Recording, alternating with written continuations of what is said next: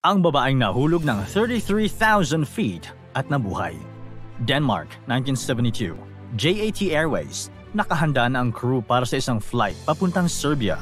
Pumasok na ang mga pasahero at nakangiti silang binati ng crew. Tila isang normal na araw lang ito para sa mga sakay ng Flight 367. Lingid sa kanilang kaalaman, magka-crash ang eroplano at mauubos silang lahat, maliban sa isa. Sa videong ito, pag-uusapan natin ang kakaibang kwento ng plane crash survivor na nabuhay matapos mahulog ng 33,000 feet. Si Vesna Vulovic ay ipinanganak noong January 3, 1950 sa Belgrade, Serbia. Ang kanyang ama ay isang businessman habang ang kanyang ina naman ay isang fitness instructor.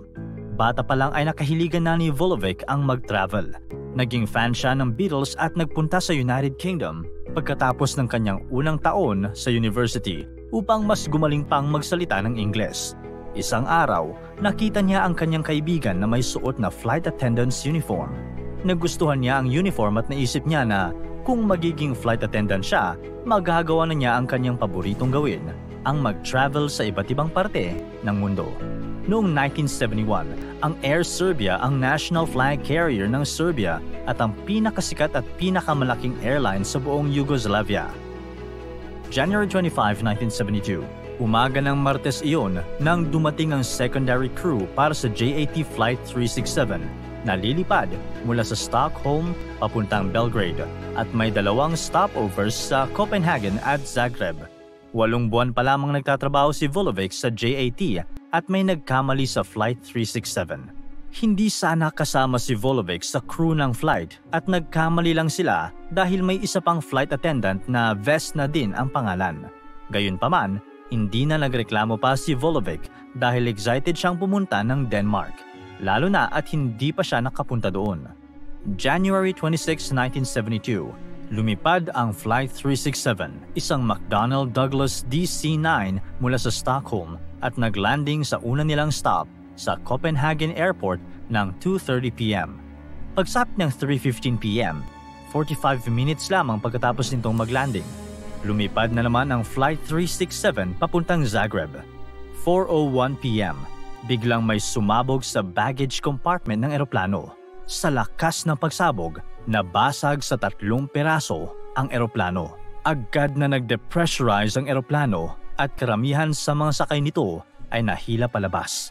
Pero para kay Vulovic, natrap siya sa isang food cart sa may tail section ng eroplano, kaya hindi siya nahila.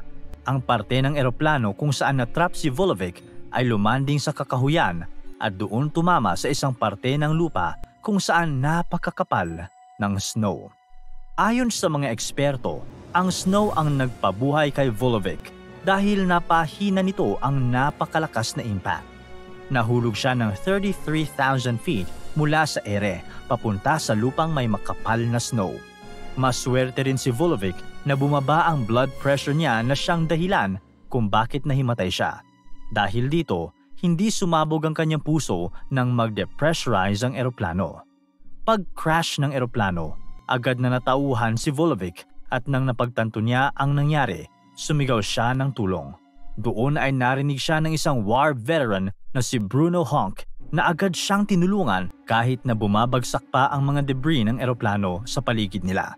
Dahil sa karanasan ni Honk, nakuha niyang magbigay ng kinakailangang first aid bago pa dumating ang rescue upang dalhin ang nag-iisang survivor sa ospital.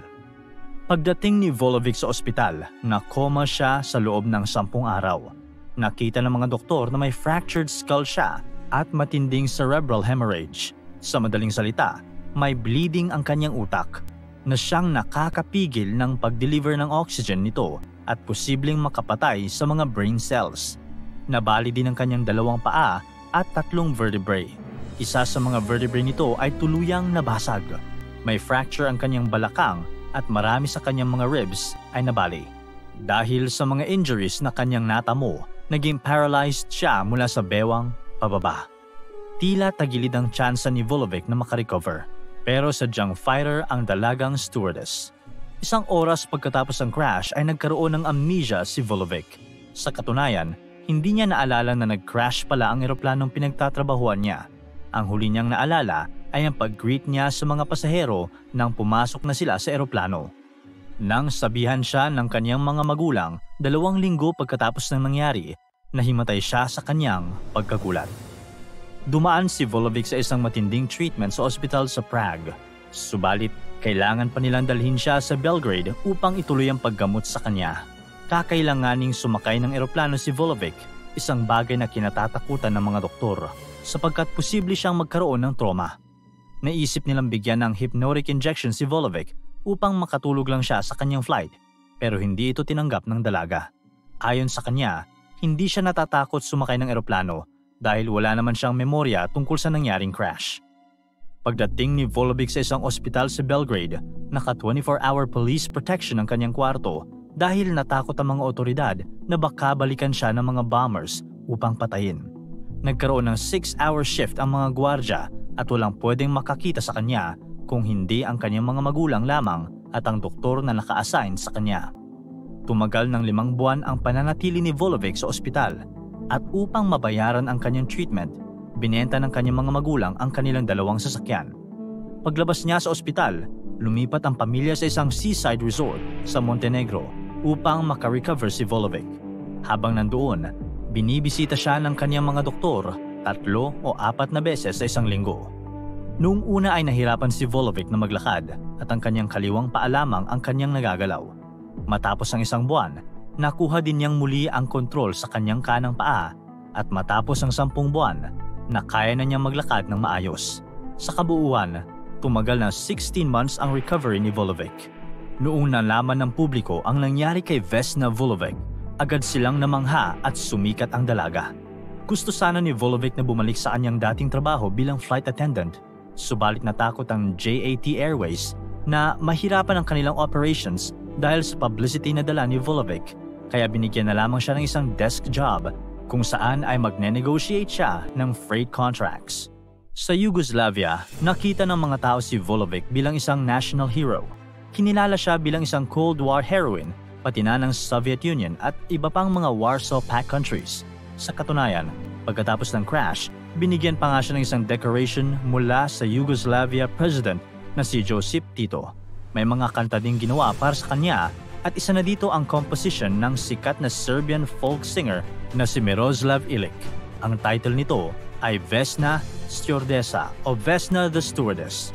Para naman kay Honk, ang taong nagligtas sa kanya, pinangalanan niya ang kanyang apo na ipinanganak 6 na linggo pagkatapos ng aksidente na Vesna. Sa mga sumunod na taon, patuloy pa ring nag-travel si Volovic at hindi siya natakot na sumakay ng eroplano. Ayon sa kanya, marami sa mga pasahero ang gustong umupo kasama siya upang makipag-usap sa kanyang naranasang crash. Noong 1985, nasali si Volovic sa Guinness Book of Records para sa pinakamataas na pagkahulog ng isang survivor nang walang suot na parachute. Noong December 2016, namatay si Vesna Volovic sa kanyang apartment sa Belgrade. Sa isang interview sa kanya, sinabi niya na hindi niya masyadong naiisip ang plane crash pero minsan ay nakakaramdam siya ng survivor's guilt. Minsan ay nagtatanong siya bakit siya pa ang nabuhay at namatay ang mga kasama niya sa eroplano.